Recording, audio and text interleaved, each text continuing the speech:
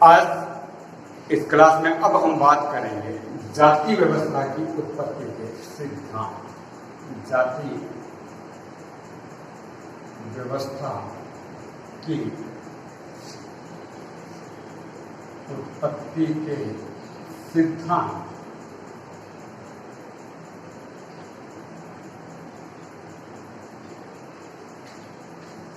प्राचीन भारत की सामाजिक आर्थिक व्यवस्था के अंदर अगर हम बात करें तो इसका जाति का बहुत बड़ा रोल है। इसके कई दोष भी, उन पर भी हम लोग बात करें, लेकिन अभी हम इसका सिद्धांत कैसे हो, इसके सिद्धांत के कई कारण माने जाते हैं। इनमें से एक है ईश्वरीय रचना का सिद्धांत। ऋग्वेद में 10 मंडल हैं, आप सब जानते हैं, और ऋग्वेद का जो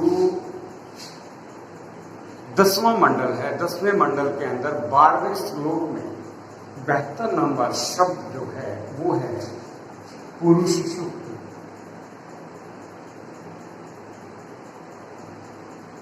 यही पुरुष सूक्त एकमात्र ऐसा वर्ड है जिसने पहली बार एक वर्ड में जाति व्यवस्था का या जाति व्यवस्था को जन्म दिया। यहीं से जाति व्यवस्था फैली, जाति 4 वर्गों में विभाजित हुई। लेकिन वैदिक सभ्यता के अंदर आने के बाद जाति व्यवस्था पूरी रूप से निखर कर हमारे सामने। वेदों में बताया गया है कि सृष्टि की उत्पत्ति और 4 वर्ण हैं, उन चारों वर्णों का जो उत्थान हुआ वो ब्रह्मा के या प्रजापति ने अपने अंगों से किया इस पूरी सृष्टि का निर्माण, जिसमें उसने ब्रह्मा ने या प्रजापति ने मुख से ब्राह्मण का,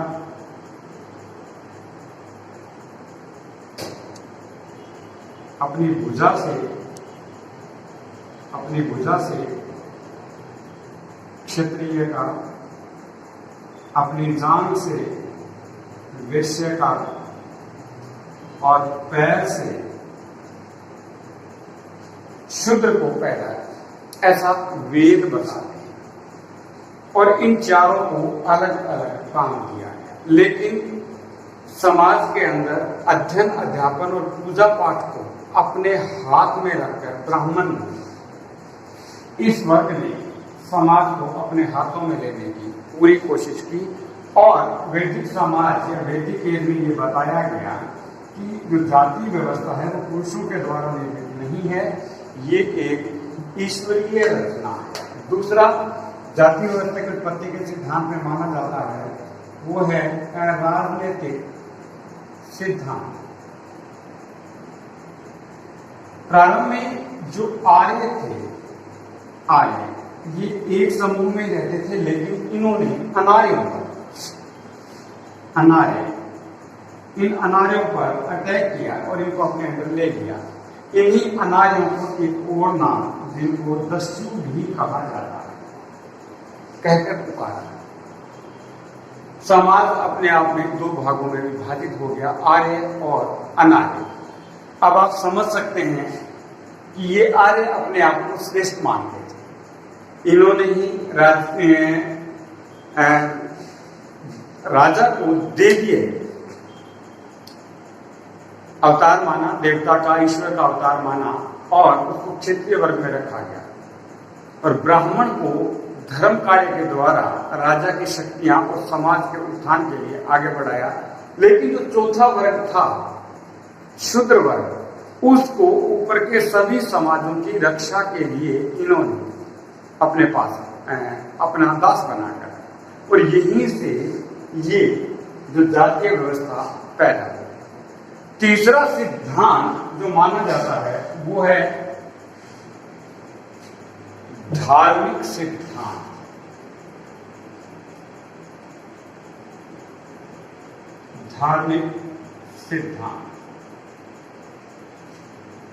धर्म के अनुसार जाति व्यवस्था ने समाज को 4 भागों में विभाजित किया।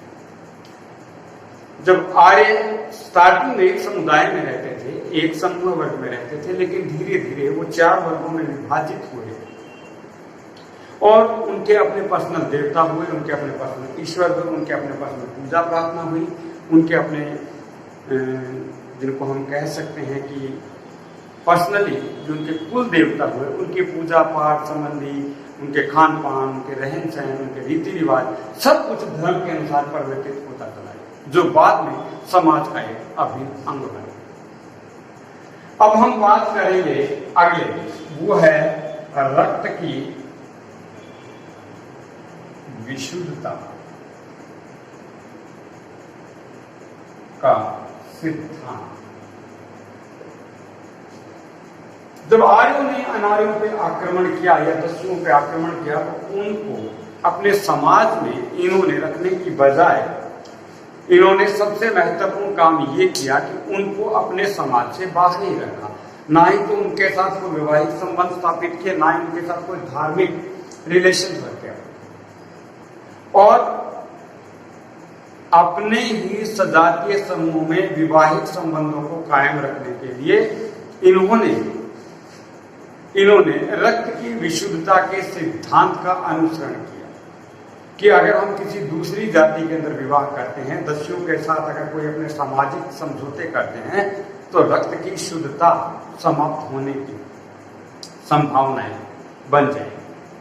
और इसी रक्त की विशुद्धता के सिद्धांत ने जातीय व्यवस्थाओं को उपजातियों में डिवाइडेड किया गया और भारत के अंदर अनेक जातियां फैल गई, जो अपनी अपनी जाति और अपनी अपनी विजाति के अंदर अपनी शुद्धता को बनाए रखने के लिए जाति व्यवस्था जैसी एक जो व्यवस्था थी समाज में, उसको बढ़ावा देती चली गई, और जो समाज के लिए बहुत बाद में हानिकारक सिद्ध हुई, जो उसको हम वर्तमान में देखते हैं। क्योंकि इन्हीं जाति व्यवस्था के सिद्धांत के जो ये उत्पत्ति के जो सिद्धांत इतिहास में माने जाते हैं, महत्वपूर्ण माने जाते हैं, इनके कुछ दोष भी हैं।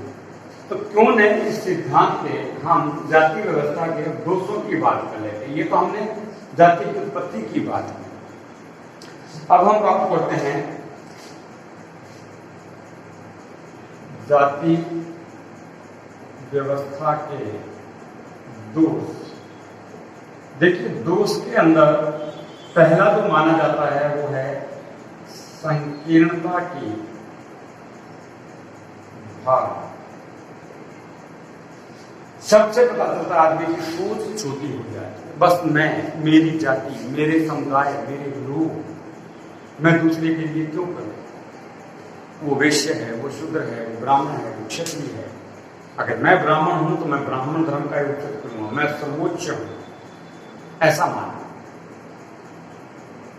इसने आदमी के दिमाग में जो विकास करने के रास्ते थे उनको बंद कर दिया और सोच को एक लिमिट कर दिया, बांध के छोड़ दिया, और इसको ज्यादा फैलने से रोक दिया, और मनुष्य के अंदर संकीर्णता, छोटी सोच पैदा हो गई, जिसने समाज को या देश को कभी आगे बढ़ने में महत्वपूर्ण रोल प्ले कर ही नहीं पाया गया, क्योंकि वो जातियों के समूह में ही घिरा रहा और अपने ही समुदाय को सर्वोच्च, अपनी ही जाति को विशेष मानता रहा।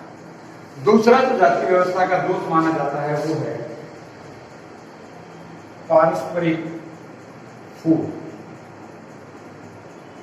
एक दूसरे के बीच में वैमनस्यता की भावना फैली, घृणा की भावना फैली। इसी जाति व्यवस्था ने पारस्परिक रूप से एक दूसरे को समाजवाद की दृष्टि से भी देखा जाए तो एक दूसरे को सहयोग करने में अपना रोल प्ले नहीं किया, बल्कि उनके बीच में जो दूरियां थी उसको बढ़ाने में इसी जाति व्यवस्था ने अपना रोल ज्यादा प्ले किया। पारस्परिक फूट पैदा की इन लोगों ने, ये अपने आप में बहुत गहरी बात थी, और यही पारस्परिक फूट आज भी विद्यमान है। जो किसी भी समाज के लिए, किसी भी देश के लिए, किसी भी व्यक्ति विशेष के लिए उन्नति में सबसे बड़ा एक रूढ़ा अटका है, उसको आगे नहीं बढ़ने देते। नेक्स्ट अगर हम बात करें तो युद्ध का दायित्व है, जाति व्यवस्था के कारण युद्ध का दायित्व जाति विशेष पर आ गया।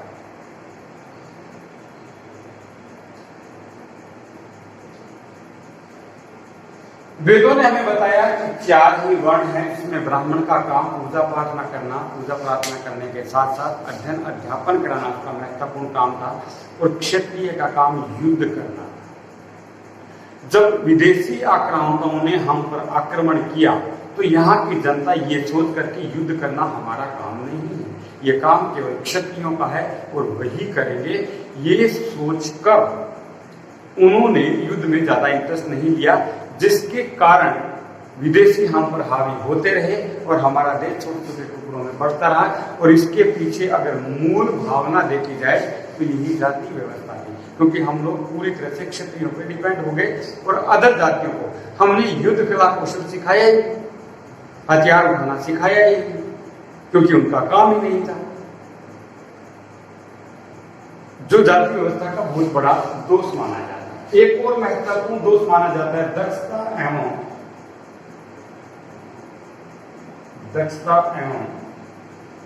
कार्य कुशलता में कमी।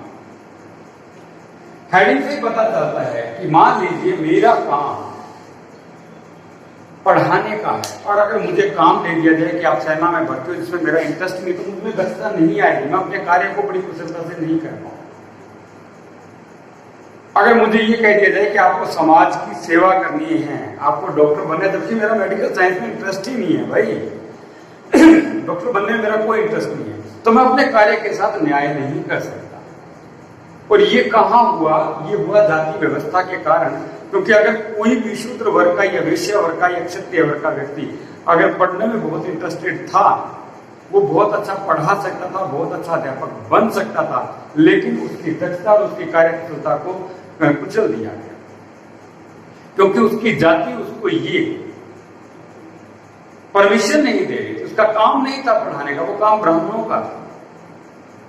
एक शूद्र बहुत अच्छा शासक बन सकता था, एक शूद्र बहुत अच्छा योद्धा बन सकता था, लेकिन जाति व्यवस्था ने उसको कभी सेनापति या सेना नायक बनने ही नहीं दिया, उसको सैनिक बनने की परमिशन ही नहीं दी।